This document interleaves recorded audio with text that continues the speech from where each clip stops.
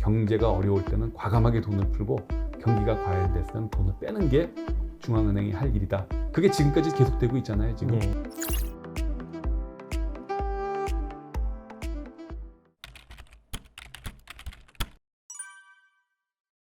아까 지급준비제도라는 말이 네. 수신, 결국 수신인데 네. 수신이라는 이름을 굉장히 복잡하고 거창하고 거룩한 것처럼 만드는 거라고 했듯이 공개시장 조작도 조금 그런 측면이 있어요. 일단 공개시장 조작이란 말을 쓰는 나라가요, 세계에서 그렇게 많지가 않습니다. 영국, 일본, 거기는 그냥 채권의 매매, 중국도 채권의 매매, 네. 이렇게 되어 있고요. 한국, 필리핀, 미국, 유럽 중앙은행은 미 연준의 영향을 받아가지고 공개시장 조작이란 말을 쓰는데요. 네. 우리나라 교과서에서는 다 미국에서 공부하신 교수님들이 많아서 다 공개시장 조작이라는 말만 쓸 겁니다. 이유도 모르고 왜 이렇게 쓰는지도 모르고. 공개시장 조작이란 말은 수신이나 여신에 비해서는 굉장히 비하하는 이름입니다.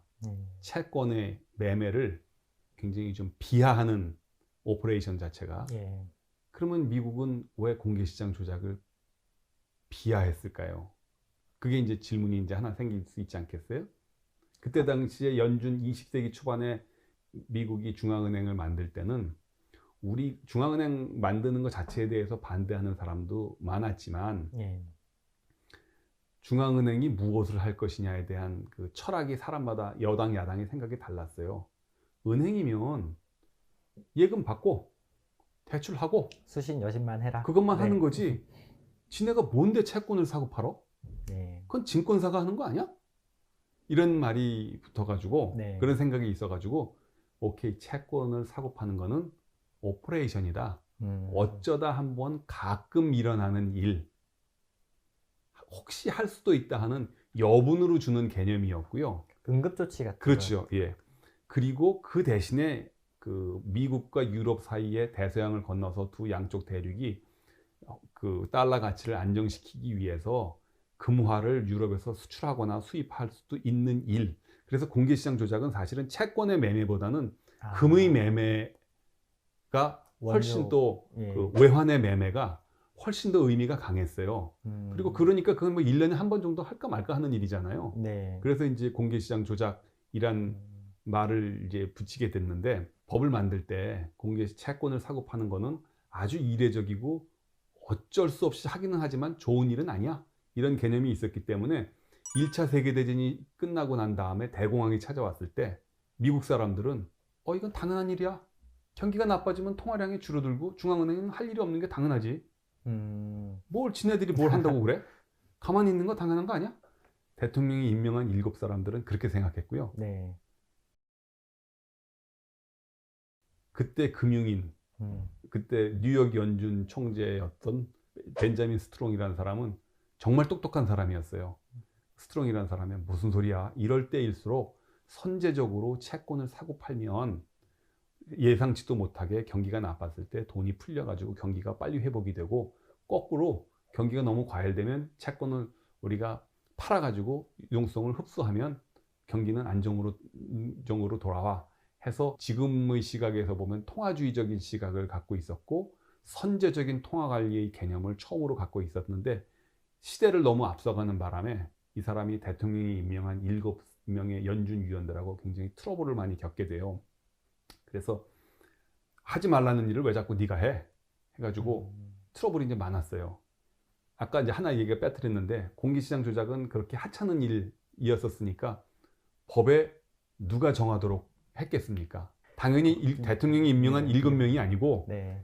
우리로 치면 지점장에 해당하는 스트롱이라는 사람이 할 수 있는 일이었는데, 아니 내가 당신들이 뭐라고 저기 떠들더라도 난 내가 한다 해가지고 자기 마음대로 채권을 사고 팔아서 연준에서 미국 그 워싱턴에서 보기에는 뭐 저런 놈이 다 있어, 지 멋대로네, 막 이렇게 생각을 했었고. 뉴욕 지부만 좀 따로 놀았겠네요. 그죠. 예. 따로 놀아가지고 12개 지역 연준들이, 나머지 11명들이 이제 눈치를 보는 거죠. 내가 워싱턴에 붙어야 돼, 뉴욕에 붙어야 돼.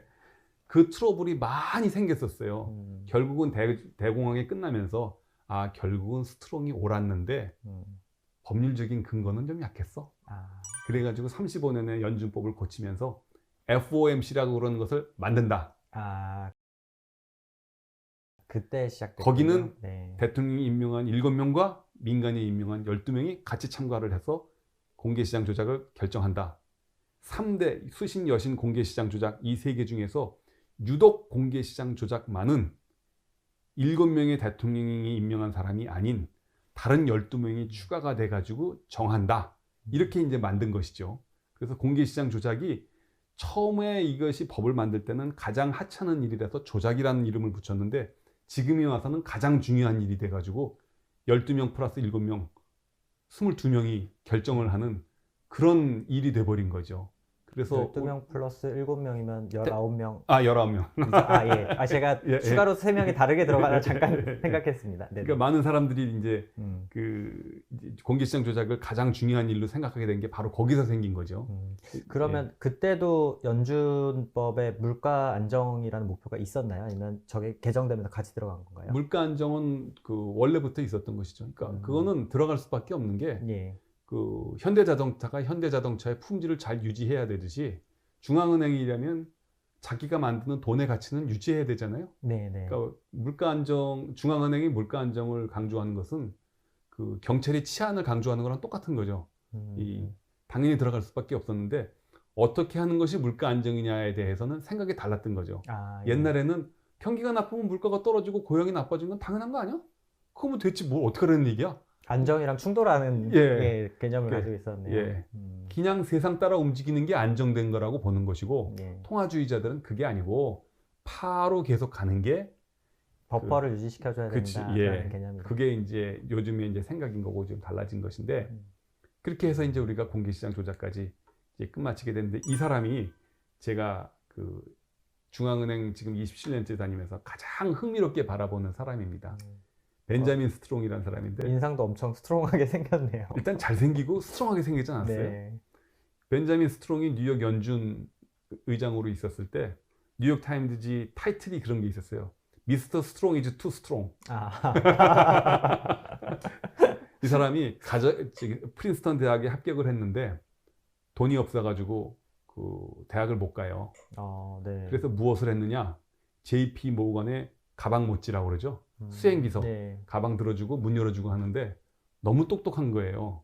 그래서 JP 모건이 야 너는 집안이 어려워가지고 대학을 못 갔는데 내가 좋은 교수 하나 소개시켜 줄게 해가지고 뉴욕에서 가장 돈 많은 은행가 아이고. 부인한테 장가를 잘 보낸 거죠. 대빌 사이로. 예. 네. 거기 가서 실력을 발휘하니까 뉴욕에서 중앙은행이 만들어진다면 우리나라의 중앙은행이 만들어진다면 미국에서 가장 중요한 뉴욕 연준의 총재는 이 사람이 돼야 돼 하고 뉴욕의 모든 은행가들이 만장일치로 이 사람을 총재를 임명하는데 이 사람이 이제 아까 얘기한 대로 대통령이 임명한 7사람을 아주 개떡으로 보고 네. 지네들이 뭘 알아? 하고 공개시장 조작이라는 새로운 영역을 통해 가지고 이 채권을 사고 팔고 해서 미국 경제를 들었다 놨다 하거든요.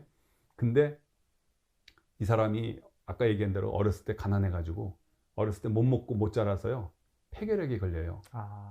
폐결핵이 걸려서 굉장히 일찍 죽는데 죽을 때 죽는 날짜가 중요해요. 1928년 10월 16일이었는데 워싱턴의 저 바보들 때문에 내가 죽으면 1년 내로 우리나라에 공황이 올 거야. 딱 1년째 되는 딱 1년째 되는 날 공황이 시작됐어요. 그래서 지금 밀턴 프리드만이라는 통화주의자 경제학자가 대공황의 9가지 이유 중에 네. 5번째인가 6번째 미스터 스트롱의 너무 이른 죽음. 아. 그 사람이 보기에는 스트롱이 1년만 더 살았으면 미국은 대공황이 안 왔다고 확신을 해요.